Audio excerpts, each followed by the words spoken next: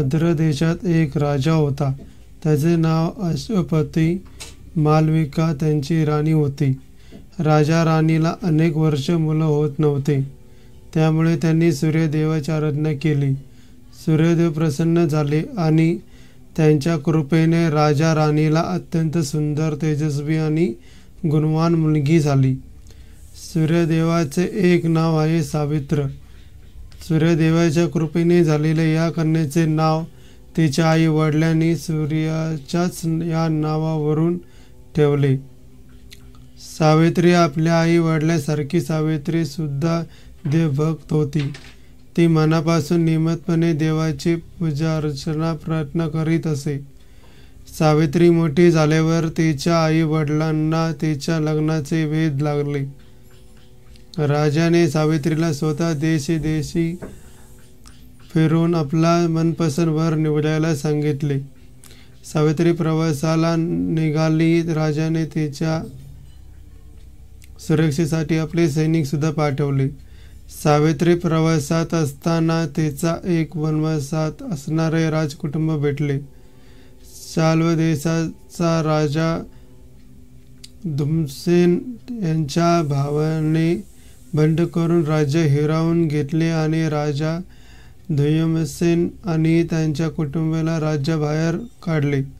त्यामुळे धुम्रसेन, त्याची पत्नी आणि त्याचा मुलगा राजकुमार सत्यवान जंगलात राहत होते. सावित्री सारखा सत्यवान सुद्धा देखणा आणि गुणी होता.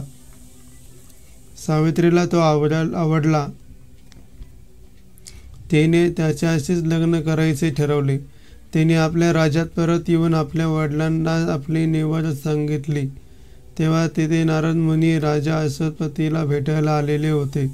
नारद मुनींनी सत्यवानचे भविष्य सांगितले. सत्यवानला 1 वर्षाचा मृत्यू येणार होता.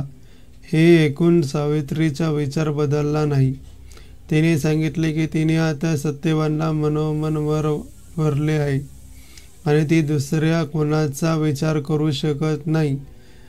तिचा हा निर्धार ऐकून अश्वपती संमती दिली आणि सत्यवानच्या कुटुंबाला भेटून त्यांचे लग्न लावून दिले. सावित्री आपल्या नवऱ्याच्या कुटुंबासोबत जंगलात राहू लागली. तिने कुटुंबात सगळ्यांना जीव लावला. सासू सासऱ्यांची सेवा केली. सत्यवान आणि सर्वांचे मन जिंकले. सत्यवान आणि सावित्री दोघांचे एकमेकांवर खूप प्रेम होते. पाहता पाहता नारद मुनी भविष्य सांगितले त्याला 1 वर्ष होत आले. त्याने सांगितलेल्या मृत्यूच्या दिवसाआधी 3 दिवसापासून सावित्रीने उपवासाचे व्रत सुरू केले. देवाची प्रार्थना सुरू केली. तो दिवस उजाडला. सत्यवान रोज जंगलात जाऊन लाकडे, फळे, कंदमुळे इत्यादी गोष्टी आणत असे आणि सावित्री घरीच थांबून इतर कामे करत असे. आजच्या दिवशी मात्र ती सत्यवान सोबत निघाली. ते दोघे जंगलात गेले. सावित्री एका वडाच्या झाडाखाली बसली. सत्यवान लाकडे तोडू लागला. लाकडे तोडता तोडता त्याच्या छातीत दुखू लागले आणि हातपाय गळू आले. तो सावित्रीच्या मांडीवर डोके ठेवून आराम करायला पडला. त्याच्या मृत्यूच्या वेळी झाली होती. यमदूत त्याचे प्राण घेऊन जायला आले. सावित्रीचे आजवर कमावलेले पुण्य आणि तेज एवढे होते की यमदूतला त्याच्या जवळही जाता येत नव्हते. ते परत फिरले आणि स्वतः यमराज आले.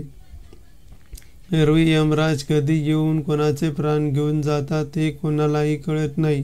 सावित्रीच्या पुण्यामुळे मात्र तिला ते दिसत होते. ती त्याच्या मागे मागे जायला लागली. यमराजनी तिला परत फिरायला सांगितले. ती म्हणाली, माझ्या नवऱ्याचा माझाही जीव आहे. तुम्ही त्यांना घेऊन चाललात तर मी मागे कशी राहू. ती त्याच्या सोबतच जायला लागली. यमराजाने तिला सांगितले की तिचा आयुष्य अजून बाकी आहे. तिने परत जावे. पण तिने ऐकली नाही. ती यमच्या मागे जात जात यमची स्तुती करायला लागली. यमला धर्मराज असे म्हणतात कारण ते न्यायप्रिय आणि धर्मनिष्ठ असतात. सावित्रीने त्यांच्या गुणगान सुरू केले. यमराज तिची चिकाटी पाहून आणि चितवन ऐकून प्रसन्न झाले, पण त्यांना सत्यवानला जेवण सोडता येणार नव्हते. त्यांनी सावित्रीला जे हवे ते मागण्यास सांगितले. सावित्रीने आपल्या सासरच्या गेलेले राज्य परत मागितले. यमराजनी तथास्तु म्हणून ते मान्य केले. सावित्रीचे लग्न झाल्यावर तिच्या आई वडिलांजवळ कुणी असावे म्हणून त्याचा एक पुत्र मागितला. यमराजांनी तथास्तु म्हणून ते मान्य केले. सावित्रीने मग स्वतःसाठी एक अपत्य मागितले. यमराजने पुत्रवती हो असा आशीर्वाद दिला आणि ते आपल्याच वचनात अडकले. सावित्रीने स्वतः धर्मराजला धर्मसंकट पाडले. ती यमला म्हणाली, हे धर्मराज, तुम्ही दिलेला वर तर निष्फळ जाणार नाही. मला तुमच्या कृपेने अपत्य होणारच आणि माझ्यासारख्या पवित्र त्या स्त्रीला आपल्या पतीच्या मृत्यूपश्चात कोणा दुसऱ्यापासून अपत्य होण्याचा अधर्म तुम्ही नक्कीच होऊन देणार नाही. त्यामुळे तुम्ही आता माझ्या पतीचे प्राण परत द्या. यमराजांना तिचे म्हणणे मान्य करावेच लागले. त्यांनी सावित्रीची दुशारी भक्ती, पतीवरचे अथोनात प्रेम यामुळे प्रसन्न होत सत्यवानचे प्राण परत केले आणि त्या दोघांना समृद्ध दीर्घायुष्याचा आशीर्वाद दिला. सत्यवान शरीर शुद्धीवर आला आणि त्याला हे सर्व माहीत नव्हते. ते दोघे घरी गेले तेव्हा त्याच्या राज्यातले स्वार तेथे आले होते. राजा धूम्रसेनचा अन्यायी भाऊ मृत्युमुखी पडला होता. त्यामुळे आता त्याचे राज्य संपले होते आणि त्या राज्यातल्या लोकांनी आपल्या मूळ राजाला परत आणायला पथक पाठवले होते. हे अचानक कसे झाले याचा सर्वांना आश्चर्य वाटत होते. तेव्हा सावित्रीने सगळा वृत्तांत त्यांना सांगितला. सर्वांना सावित्रीबद्दल फार कौतुक आणि आदर वाटला. आपल्या नवऱ्याला मृत्यूच्या पाशणातून सोडवून आणणाऱ्या सावित्रीचा आदर्श ठेवून हिंदू स्त्रिया व्रत करतात. हे ज्या दिवशी घडले तो दिवस ज्येष्ठ महिन्याच्या पौर्णिमेचा होता. ही घटना वडाच्या झाडाखाली घडली. वडाला पवित्र वृक्ष मानतात, त्यामुळे या दिवसाला वटपौर्णिमा म्हणतात. ज्यांना इच्छा आहे आणि शक्य आहे ते वटपौर्णिमेच्या 3 दिवस आधीपासून व्रत करतात किंवा त्या दिवशी व्रत करतात. या दिवशी उपवास करून वडाच्या झाडांचे दर्शन घेऊन त्याची पूजा करतात आणि प्रदक्षिणा घालत त्यांना दोरा गुंडळतात.